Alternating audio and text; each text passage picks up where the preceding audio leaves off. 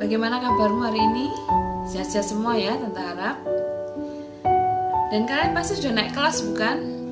Ada yang dari TK masuk SD ya, ada yang naik kelas 2, ada yang naik kelas 3, ada yang SMP kelas 1 naik kelas 2. Bahkan ada kakak kita, Kak Otniel ini SMP masuk ke SMA. Wah, puji Tuhan.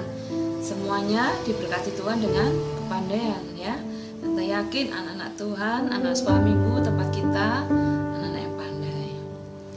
Nah adik-adik, hampir setahun lebih ya kita tidak bertemu. Tante yakin kalian sudah bertumbuh ya, banyak yang tinggi. Kalau Tante ketemu anak-anak, ada sebagian Tante pernah bertemu dengan anak-anak itu udah segini-segini tingginya, Tante ada yang kalah bahkan. Pesan Tante, jaga kesehatan, apalagi kita menghadapi masa PPKM darurat ya. Tante berpesan kalian harus mengurangi waktu bermain di luar. Sebisa mungkin kita ada di dalam rumah ya. Jangan sembarangan keluar rumah. Kalaupun terpaksa keluar rumah harus memakai protokol kesehatan. Nomor 1, pakai masker. Bahkan sekarang dikatakan kita harus memakai 2 masker. Jadi masker biasa dan masker kain. Supaya lebih melindungi kita ya. Makanya kalau kita tidak perlu sekali, Tante harap adik-adik tetap tinggal di rumah, bermain di rumah ya. Oke. Nah, Tante percaya ketika kita menyerahkan hidup kita kepada Tuhan, Tuhan akan memelihara kehidupan kita. Sama seperti cerita firman Tuhan kita pagi ini. Nah, sebelumnya mari kita berdoa terlebih dahulu. Bapa di surga, terima kasih kalau kami boleh beribadah kembali secara online pagi ini Tuhan. Kami yakin Tuhan hadir di tempat dimanapun kami berada. Menyertai kami selama ibadah ini.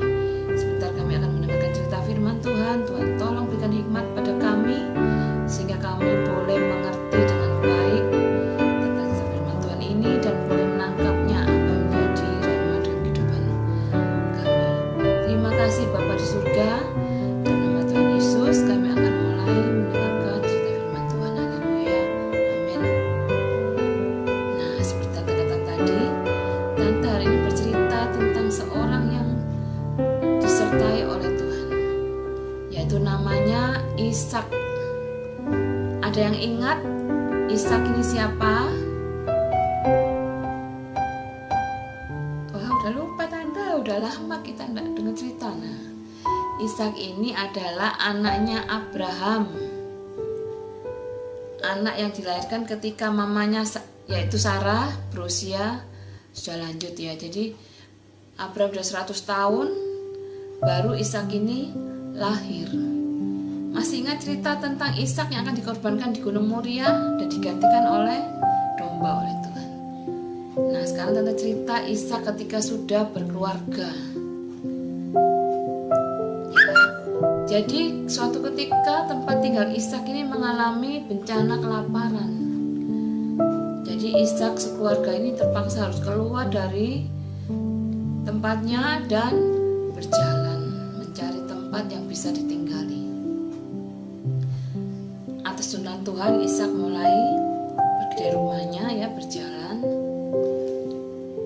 Ternyata Tuhan ini menuntun Ishak sampai di Gerar, ya namanya itu Gerar.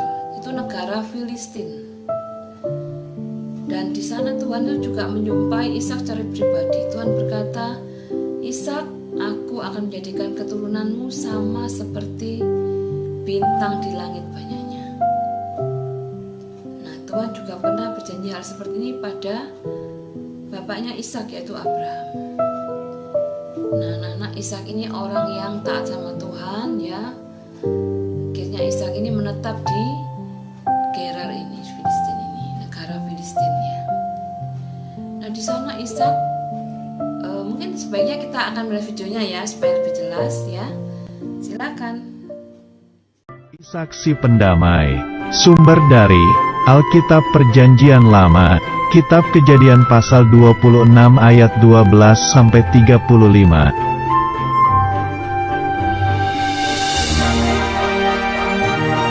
Suatu hari di tanah Negeb, terjadilah kelaparan, tidak ada makanan.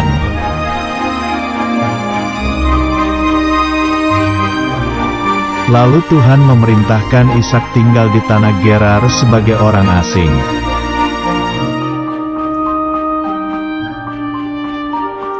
Tuhan berkata akan memberkati Ishak dan membuat keturunannya banyak seperti bintang di langit.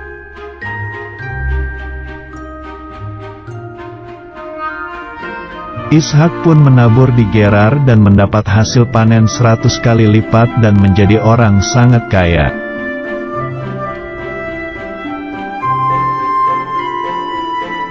Tetapi, Abimelek raja Filistin menjadi iri hati lalu mengusir Ishak dan rombongannya.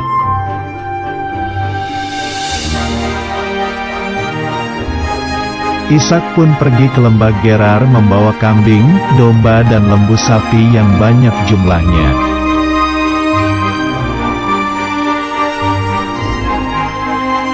Ishak menemukan banyak sumur tertutup tanah milik ayahnya dahulu yang sudah tidak terpakai.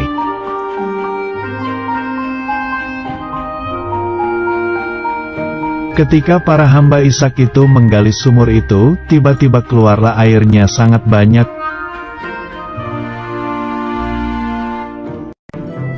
Karena sumur itu bisa keluar airnya, para gembala Gerar mengusir gembala Ishak.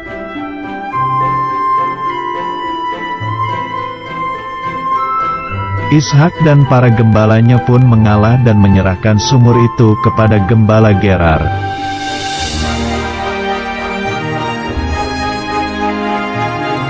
Ishak pun pergi lagi mencari sumur lain, dan gembala Gerar merebutnya juga.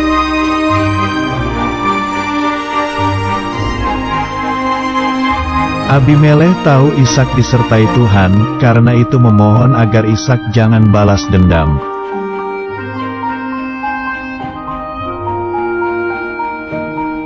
Ishak dan Abimelek raja Filistin itu membuat perjanjian untuk saling damai.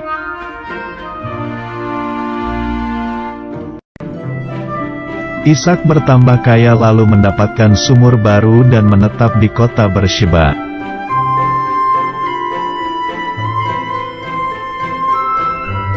Ayat hafalan.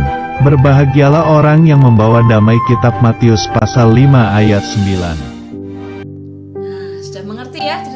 Jelas ya, diceritakan tadi bahwa Ishak ini orang yang diberkati oleh Tuhan. Jadi dimanapun dia berada, Tuhan menyertai. Makanya ketika Ishak dimusuhi, akhirnya Ishak pergi cari sumur yang baru.